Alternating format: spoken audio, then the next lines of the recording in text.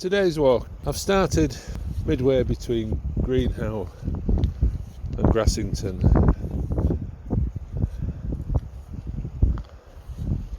and I'm going to do a circular walk today, north towards Grimwith Reservoir and then back round towards Wharfdale and through Trollers Ghyll. And in the mile or so I've been walking across the moor, I've had at least 3 seasons in about half an hour. The third lot of rain has just stopped and the sun's coming out. Most of the reservoirs in this area were built to service the needs of Leeds and Bradford. It is in a beautiful part of Yorkshire, just inside the Yorkshire Dales National Park. Oyster catchers and curlews struggling in this strong wind. The whole area is owned by the Yorkshire Water Authority. They maintain the walls and paths and buildings, and in front of me is a barn by the side of the reservoir, typical of the stone-built barns of the Dales. This one has a lovely thatched roof.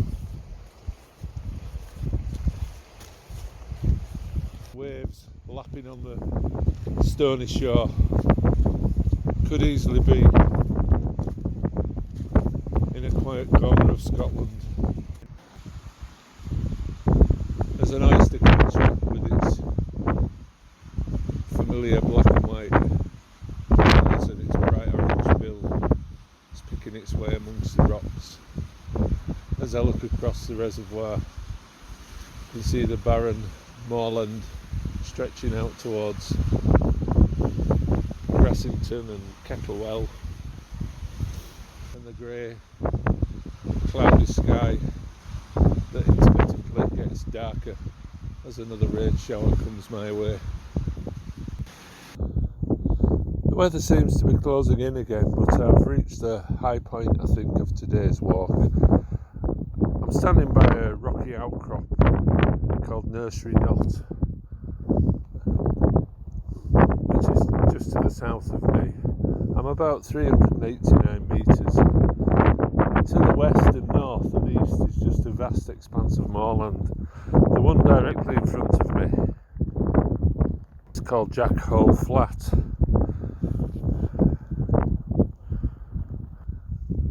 And turning to the right, I can see the road going to Painter Bridge and buildings that are Stumpcross Caverns, maybe about a mile or so away. Skylark singing and flying in this weather. I don't know how the birds do it. So I'm going to turn south now, head downhill, heading back over towards Wharfdale. Hopefully it might be a little bit more sheltered down there. There's a lone car travelling on the road at the moment, going past Stumpcross Caverns.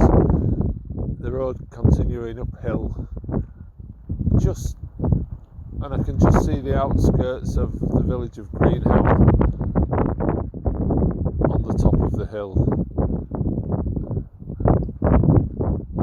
I think it's the highest village in Yorkshire. Greenhow was a mining village. I think the whole area is dotted with lead mines and spoil heaps.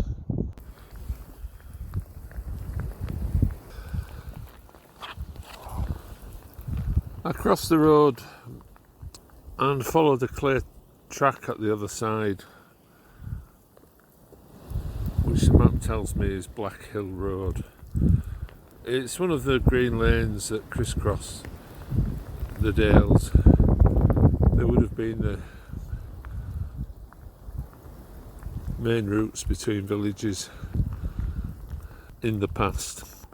The weather is terrible. I thought today might be showery with sunny intervals. Today is torrential driving rain. So I'm just pressing on, but I thought I'd best give an update. The lane goes across the moorland which today was very bleak. I would like to have let you hear the many moorland birds that normally sing up here, but on a day like this they're just struggling to survive. Initially in front of me and now to my left hand side as I drop down into the valley where the start of Trollers Ghyll is a big lump of moorland which is bad and fell, and at the top facing me is the craggy outcrop of Simon's Seat. A mile, maybe 2 miles away. Over the other side of that is Wharfdale, Appletree Wick, Bolton Abbey going south, and Grassington and Buckden going north. My route continues down this stony, watery path, which becomes Skyreholme Bank, and in time a proper metalled road. This takes me to the little hamlet of Middle Skyreholme, where I turn right and follow Skyreholme Beck uphill, passing Parsifal Hall on the right hand side. This should take me into Trollers Ghyll, an impressive ravine that should take me back to my starting point. I'll put my phone away somewhere dry and press on. This update has come to you from underneath an ancient hawthorn tree, which is a beautiful place to rest for a few minutes.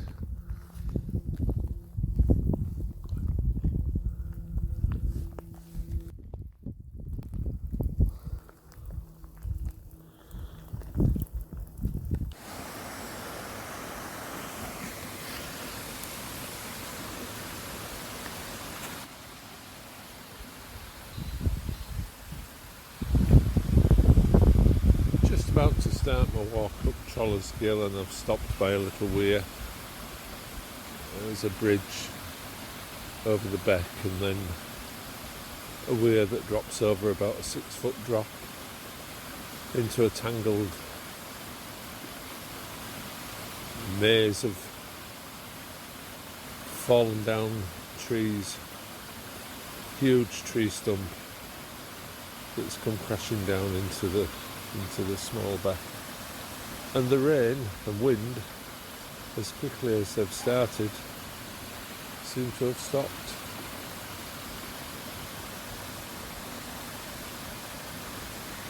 And it's actually bordering on quite pleasant, although I'm now soaking wet and cold through to the skin.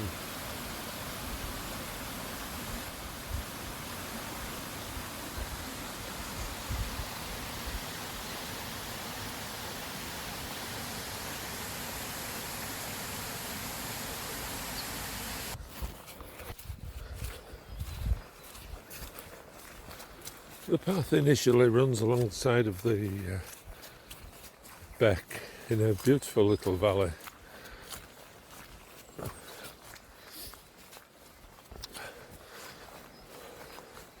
To my right, on the other bank of the stream, is the walled gardens of Parsifal Hall.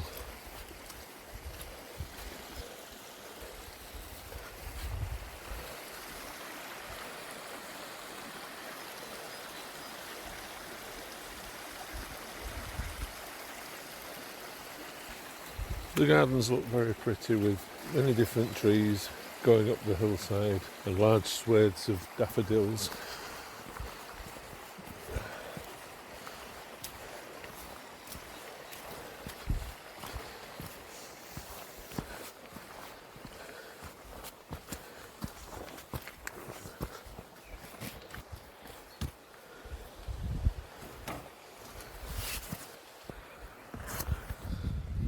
The short path before the start of Trollers Ghyll is lovely. There are holly bushes, flowering currants, and a line of gnarled old mature trees. On the opposite bank is the greenhouse of the gardens, and a large wood pile.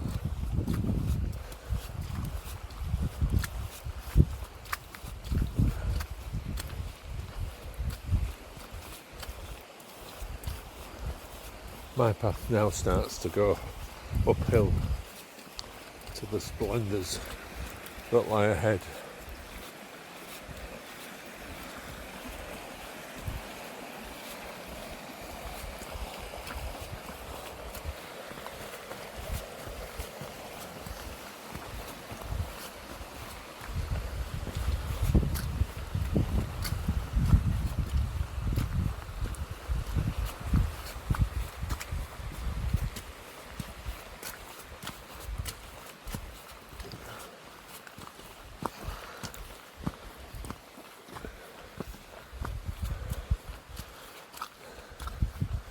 The valley sides very quickly close in. On the opposite bank, the gardens have given way to woodland. And on this side,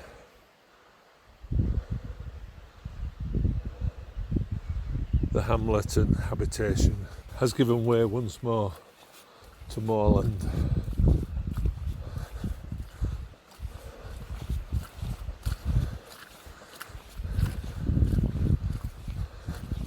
This time though, as I head back up into the hills, the sun, however briefly, is beginning to shine.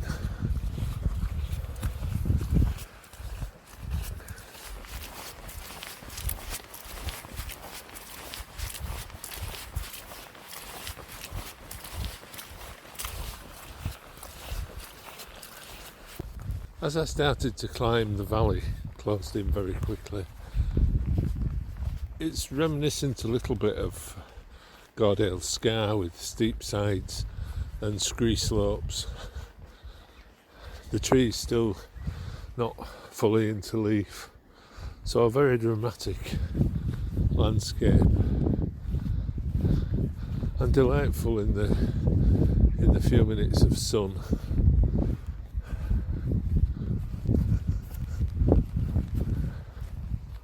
Unfortunately, I think it's starting to rain again.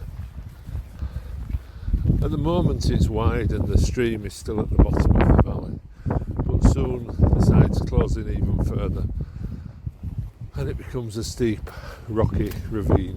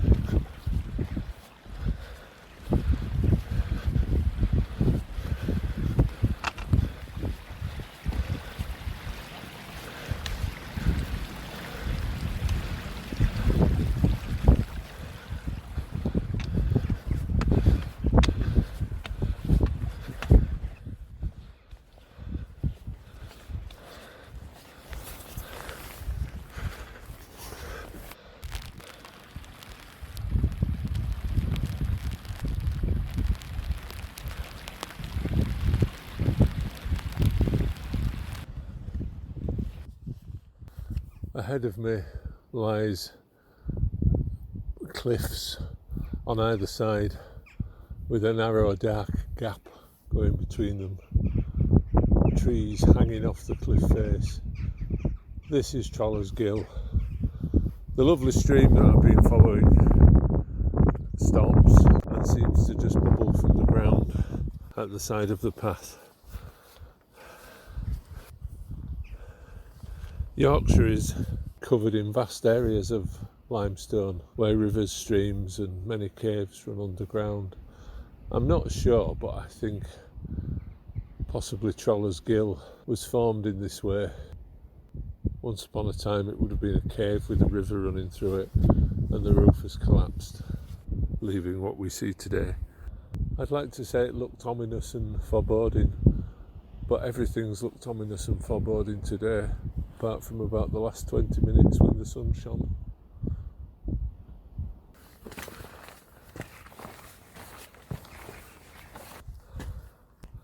I'm now basically walking in a gorge.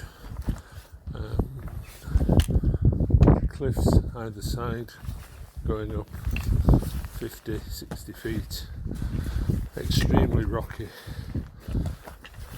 path underfoot that gives the impression of being a riverbed. The stream is now, well, the surface stream is now a long way behind me.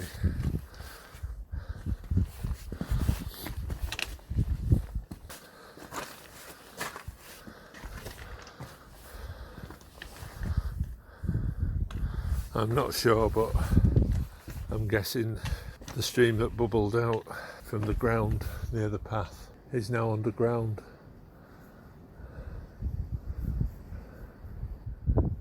I can hear the wind and feel it blowing high above on the moorland. I'm sure the weather really hasn't changed much up there. Crows flying overhead, dozens and dozens of them. I'm sure at weekends and in the summer this place is absolutely packed, but today it's deserted.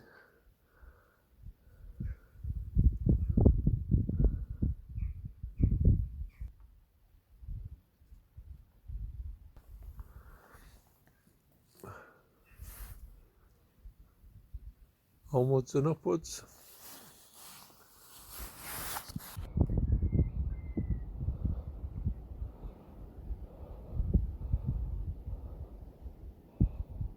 I'm now at the head of Trollers Ghyll. It's a fairly stiff climb, but I'm back out onto the open moorland. I'm actually perched on top of a ladder stile at the moment. I got up and over and sat down, taking a little breather. The stream bed on the moorland is well defined, so there must be a point somewhere in the hills where the actual beck goes underground.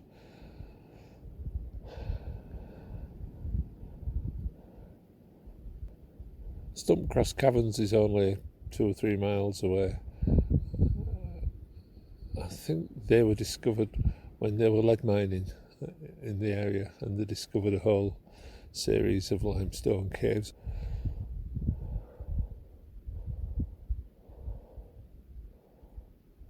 It's beautiful now. It showered again, but now the sun's come out.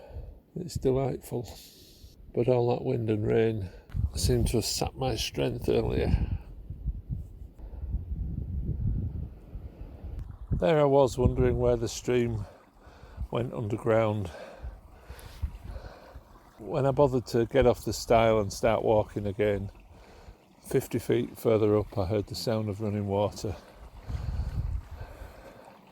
And as quickly as it reappears at the other side of the gill, it disappears in 3 small pools.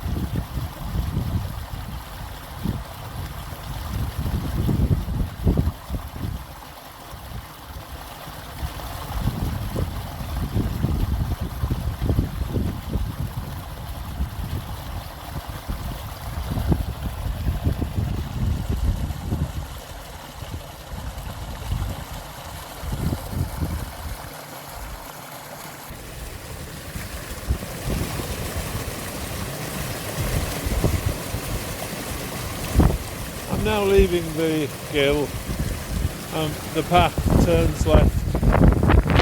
It's a small footbridge. The stream now is once again a full-blown mountain. mountain waterway, cascading over rocks.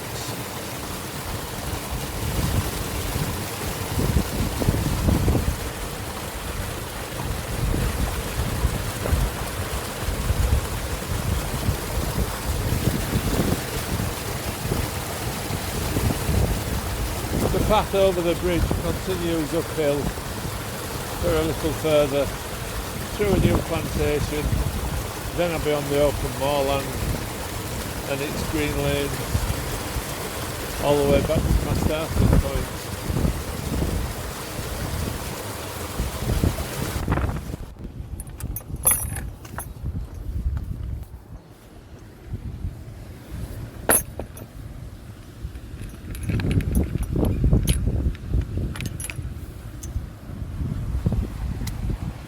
A lot of the tracks that I've walked on today were used by miners, and the mines were up on the fells, and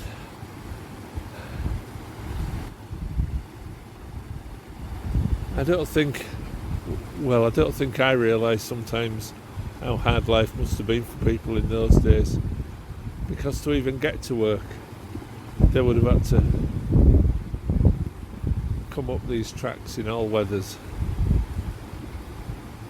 Just ahead of me as I come through the gate is an old building, a track going up the hill, and an old tumble down building, and then what are obviously two big spoil heaps.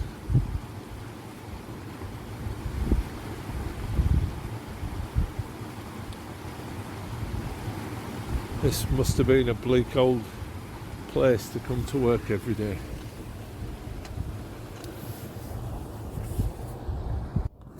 I'm back at the start of my walk now, high in the fells of the Eastern Pennines. Once I got to the top of Trollers Ghyll, the moorland opened out and I could see all the walk that I'd done. To the north was a dip in the hills where Grimwith Reservoir was, and the rocky outcrop that I'd walked over this morning. Then down the hill to the farmhouse on the Grassington to Greenhow road, and then along the miners' track. That tortuous walk in the wind and rain. Behind me is Trollers Ghyll, and the final leg of the walk was along a beautiful, broad, level green lane. Looking across to the west towards Wharfdale, all the hills are now shrouded in rain and mist and low cloud. It really has been one of those sort of days.